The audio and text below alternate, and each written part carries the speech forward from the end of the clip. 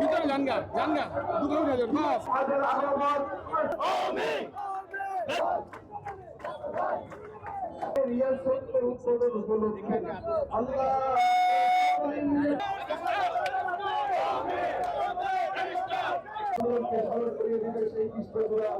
জুলাই আগস্টের আন্দোলনের বীর শহীদ রিয়াজউদ্দিন রিয়াজের স্মৃতিকে ধরে রাখার জন্যে এবং কেরানীগঞ্জের যারা শহীদ হয়েছে তাদের স্মৃতিকে ধরে রাখার জন্যে আজকে শহীদ রিয়াজ স্মৃতি ফলক আল্লাহ তাআলার নামে আজকে উদ্বোধন করা হলো। আমরা আল্লাহর কাছে শুকরিয়া আদায় করি আমরা যাতে তার স্মৃতিকে ধরে রাখতে পারি। তাই কেরানীগঞ্জের জনগণের কাছে আমি ঋণী। এখন আমরা কেরানীগঞ্জকে ঢাকা ২ আসনকে যেভাবে দেখতে চাই, চাঁদাবাজ মুক্ত ঢাকা ২ আসন, সন্ত্রাস মুক্ত ঢাকা ২ আসন, ভূমি দখল মুক্ত ঢাকা ২ আসন, এবং এই ঢাকা ২ আসনকে দেখতে চাই, জনগণ দেখতে চায় একটা শান্তির নীড় হিসাবে। এখানে থাকবে না কোনো মাদক, এখানে থাকবে না কোনো অন্যায়, জুলুম, অত্যাচার, নির্যাতন, নিপীড়ন থাকবে না। তারেক রহমানের যে স্বপ্ন সুখী সমৃদ্ধশালী বাংলাদেশ গড়ে তোলা, সেই বাংলাদেশ গড়ে তোলার জন্য আমরা সকলে কেরানীগঞ্জবাসী এবং ঢাকা সাভারের আমিনবাজার, ভাকুরদা, তেতুলজোড়া সহ ঢাকা ২ আসনের জনগণ জনাব তারেক রহমানের নেতৃত্বে আমরা ২ আসনকে ঢেলে সাজাবো ইনশাল্লাহ। এখানে শহীদ রিয়াজের বাবা আমার পাশে দণ্ডায়মান রয়েছেন, এখানে শহীদ রিয়াজের চাচা আমার পাশে দণ্ডায়মান রয়েছেন, এখানে শহীদ রিয়াজের পরিবারের সদস্যরা আমার পাশে রয়েছেন। আজকে সেই জন্যে তাদের সুখ সন্তপ্ত পরিবারের প্রতি আমি সমবেদনা জানাচ্ছি এবং শহীদ রিয়াজ সহ কেরানীগঞ্জের তথা বাংলাদেশে জুলাই আগস্টের আন্দোলনে যারা শহীদ হয়েছে তাদের আত্মার মাগফিরাত কামনা করে এবং আজকের শহীদ রিয়াজের সহ এবং কেরানীগঞ্জে যারা শহীদ হয়েছে তাদের স্মৃতিফলক আজকে আনুষ্ঠানিকভাবে আমরা উদ্বোধন ঘোষণা করছি। আমরা আল্লাহর কাছে শুকরিয়া আদায় করি আমরা যাতে তার স্মৃতিকে ধরে রাখতে পারি।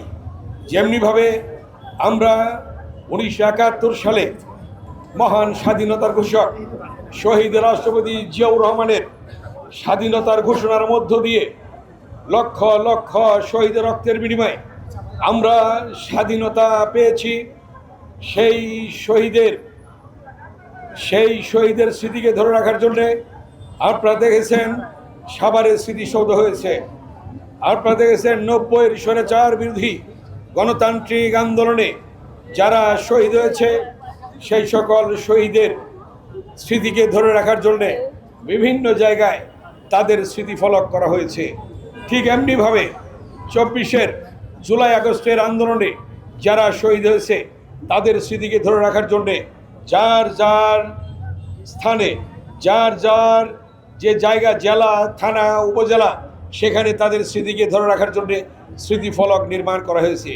তারই অংশ হিসাবে আমরা কেরানীগঞ্জেও সেই শহীদ রিয়াজ সহ যারা শহীদ হয়েছে তাদের স্মৃতিকে ধরে রাখার জন্যে আজকে আমরা আমাদের মাননীয় প্রধানমন্ত্রী জনাব তারেক রহমানের নির্দেশে আজকে আমাদের এই কেরানীগঞ্জের ঘাটার চরে শহীদ রিয়াজ চত্বর, রিয়াজ স্মৃতিফলক আজকে করা হয়েছে। এখানে যারা অবদান রেখেছেন এই স্মৃতিফলক নির্মাণের জন্যে, জুলাই আগস্টের আন্দোলনের শহীদদের স্মরণ রাখার জন্যে, তাদের মধ্যে আমি উপজেলা নির্বাহী অফিসার জনাব মোহাম্মদ উমর ফারুককে ধন্যবাদ জানাই, আমাদের এসিল্যান্ড সাহেবকে ধন্যবাদ জানাই, আমাদের ইঞ্জিনিয়ার সাহেবকে ধন্যবাদ জানাই এবং এর সাথে আরও যারা জড়িত আছেন এই নির্মাণের কাজে এবং পরামর্শ দেওয়ার কাজে এবং প্ল্যান করার কাজে তাদের সকলকে আমি ধন্যবাদ জানাচ্ছি, অভিনন্দন জানাচ্ছি, শুভেচ্ছা জানাচ্ছি যে তারা অক্লান্ত পরিশ্রম করে অল্প সময়ের মধ্যে, কারণ আজকে শহীদ রিয়াজের মৃত্যুবার্ষিকী ১৯ তারিখ, তার আগেই ১৪ তারিখে আজকে আমরা স্মৃতিফলক নির্মাণ কাজ শেষ করতে পারলাম এবং সেটা আজকে উদ্বোধন হলো। মাননীয় প্রধানমন্ত্রী আজকে শহীদ রিয়াজের পরিবারকে আজকে শোক জানিয়েছেন, আমাদের মাননীয় মহাসচিব আমাদের মির্জা ফখরুল ইসলাম আলমগীর তিনি শোক জানিয়েছেন এবং আজকের জনাব মাননীয় প্রধানমন্ত্রী তারেক রহমানের অনুমতি দিয়ে এবং তার নির্দেশে আজকের এই স্মৃতিফলক নির্মাণ করা হয়েছে এবং এই স্মৃতিফলক আজকে উন্মোচন হলো এবং তার স্মৃতিকে আমরা ধরে রাখব। আপনারা জানেন যত আন্দোলন হয়েছে যুগে যুগে, ৭১ বলেন, ১৯৬২ বলেন, ৭১-এর মুক্তিযুদ্ধ হয়েছিল, সেখানে শহীদ রাষ্ট্রপতি জিয়াউর রহমান সেখানে কি ভূমিকা রেখেছিলেন আপনারা জানেন। ১৯৭১ সালের ২৫শে মার্চ যখন হানাদার বাহিনী ঢাকায় আক্রমণ করে, সেদিন জিয়াউর রহমান চট্টগ্রামের কালুরঘাট বেতার কেন্দ্রে গিয়ে স্বাধীনতার ঘোষণা দিয়েছিলেন এবং ৬২-র শিক্ষা আন্দোলনে ওয়াজিউল্লাহ বাবুলের রক্তের বিনিময়ে শিক্ষার অধিকার প্রতিষ্ঠা হয়েছিল। আপনারা জানেন ১৯৬৯-এর শহীদ আসাদের রক্তের বিনিময়ে সেদিন সেই গণ অভ্যুত্থান সফল হয়েছিল, ৭১-এর মুক্তিযুদ্ধ হয়েছে, সেটাও আমি বলেছি আপনাদেরকে। সেভাবেই আজকে সেই স্বাধীনতা আমরা পেয়েছি। ৯০-এর স্বৈরাচার বিরোধী গণতান্ত্রিক আন্দোলনে নূর হোসেন, জিহাদ ডাক্তার মিলনের রক্তের বিনিময়ে সেদিন আমরা পেয়েছি গণতান্ত্রিক বাংলাদেশ। এবং আমাদের তৎকালীন বিরোধী দলের নেত্রী দেশনেত্রী বেগম খালেদা জিয়ার আপসীর নেতৃত্বের মধ্য দিয়ে স্বৈরাচার মুক্ত বাংলাদেশ আমরা পেয়েছি। আজকে আপনারা জানেন দীর্ঘ ১৭টি বছর জগদ্দল পাথরের মতো চেপে বসা একটি স্বৈরশাসক ফ্যাসিস্ট বিনা ভোটে প্রধানমন্ত্রী হয়েছে, বিনা ভোটে এমপি হয়েছে, বিনা ভোটের এমপিরা মন্ত্রী হয়েছে, তারা দেশ শাসন করেছে, মানুষ ভোট দিতে পারেনি। তাই গণতন্ত্র ফিরে আসতে হলে নির্বাচনের বিকল্প নেই। সেই দীর্ঘ ১৭ বছরের আন্দোলনের পরিসমাপ্তি ঘটে জুলাই আগস্টের ৫ই আগস্ট। এবং কিভাবে হলো সেটা আপনারা জানেন। দীর্ঘ ১৮টি বছর জনাব তারেক রহমানকে নির্বাসিত করে রাখা হয়েছিল। ১৮ বছরে তিনি সেই লন্ডনে বসে আন্দোলনের নেতৃত্ব দিয়েছেন, পরামর্শ দিয়েছেন। সর্বশেষ তিনি তার এক দফা প্রণয়ন করলেন। এক দফা প্রণয়ন করার মধ্য দিয়ে আন্দোলন শুরু হলো, ঐক্যবদ্ধ আন্দোলন। এবং বাংলাদেশের আপামর জনগণ সকল রাজনৈতিক দলের অংশগ্রহণের মধ্য দিয়ে আজকে আমরা সেই ফ্যাসিস্ট খুনি শেখ হাসিনা অবৈধ প্রধানমন্ত্রীকে বাংলাদেশের জনগণ আজকে এখান থেকে সরিয়েছে।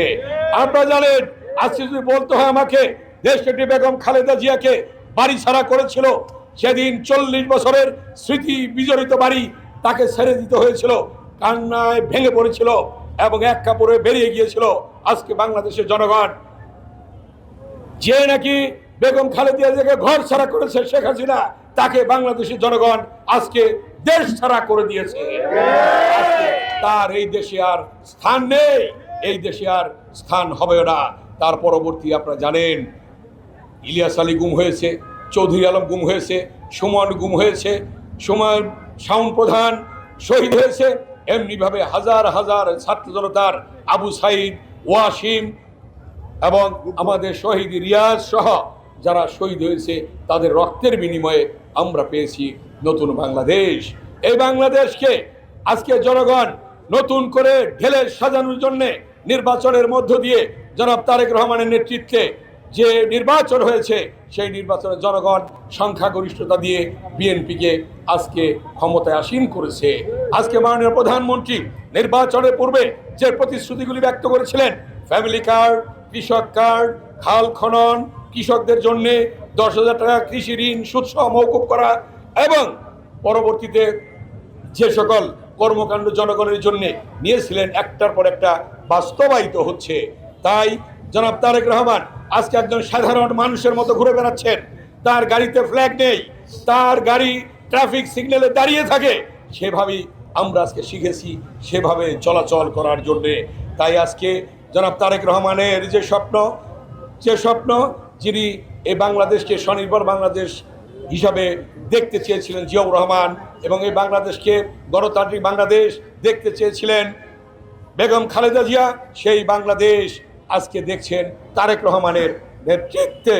তাই আমরা সকলকে আহ্বান জানাবো, আমরা শহীদের এই স্মৃতিকে ধরে রেখে আগামী দিনে বাংলাদেশকে গড়ে তুলব এবং বাংলাদেশকে সামনের দিকে এগিয়ে নিয়ে যাব। এই কেরানীগঞ্জের জনগণের আকাঙ্ক্ষা ছিল জিঞ্জিরা বাউবাজার ব্রিজ আমরা করেছি, এই ঘাটার চর, এই ঝিলমিল, এই আমাদের মধ্যের চর, আজকে বালুর চর, এখানকার জনগণের দাবি ছিল, কেরানীগঞ্জের জনগণের দাবি ছিল যে ওয়াশপুর বসিলা ব্রিজ আমাদের সেই তৎকালীন প্রধানমন্ত্রী বেগম খালেদা জিয়াকে নিয়ে এসে এখানে এই বসিলা ব্রিজ উদ্বোধন করিয়েছিলেন, শুরু করিয়েছিলাম। এবং এই যেখানে আমি দাঁড়িয়ে কথা বলছি, এখানে ছিল ঝিল, পানি, ডাইনে বামে বড় বড় অট্টালিকা দেখেন, এখানে ছিল পানি 2001 সালের আগে। তারপর ব্রিজ হওয়ার পরে এই সকল বাড়িঘর হয়েছে। একটা বাড়িঘরও ছিল না এখানে, শুধু ঝিল ছিল, পানি ছিল। আমরা সেভাবে উন্নয়ন করেছি, সেই উন্নয়নের প্রতিদান আমাকে দিয়েছেন। এখন আমরা কেরানীগঞ্জকে, ঢাকা 2 আসনকে যেভাবে দেখতে চাই, চাঁদাবাজ মুক্ত ঢাকা 2 আসন, সন্ত্রাস মুক্ত ঢাকা 2 আসন, ভূমি দখল মুক্ত ঢাকা 2 আসন, এবং এই ঢাকা 2 আসনকে দেখতে চাই, জনগণ দেখতে চায় একটা শান্তির নীড় হিসাবে। এখানে থাকবে না কোনো মাদক, এখানে থাকবে না কোনো অন্যায়, জুলুম, অত্যাচার, নির্যাতন, নিপীড়ন থাকবে না।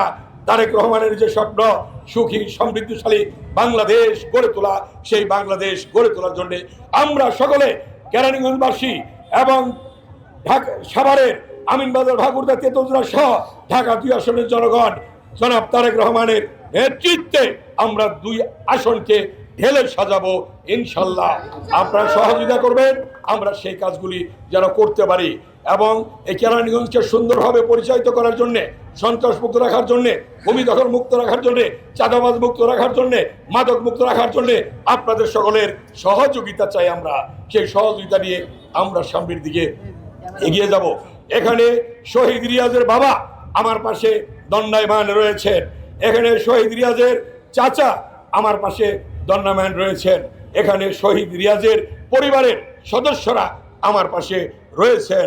আজকে সেই জন্যে তাদের সুখ সন্তপ্ত পরিবারের প্রতি আমি সমবেদনা জানাচ্ছি এবং শহীদ রিয়াজ সহ কেরানীগঞ্জের তথা বাংলাদেশে জুলাই আগস্টের আন্দোলনে যারা শহীদ হয়েছে তাদের আত্মার মাগফিরাত কামনা করে এবং আজকের শহীদ রিয়াজের সহ এবং কেরানীগঞ্জে যারা শহীদ হয়েছে তাদের স্মৃতিফলক আজকে আনুষ্ঠানিকভাবে আমরা উদ্বোধন ঘোষণা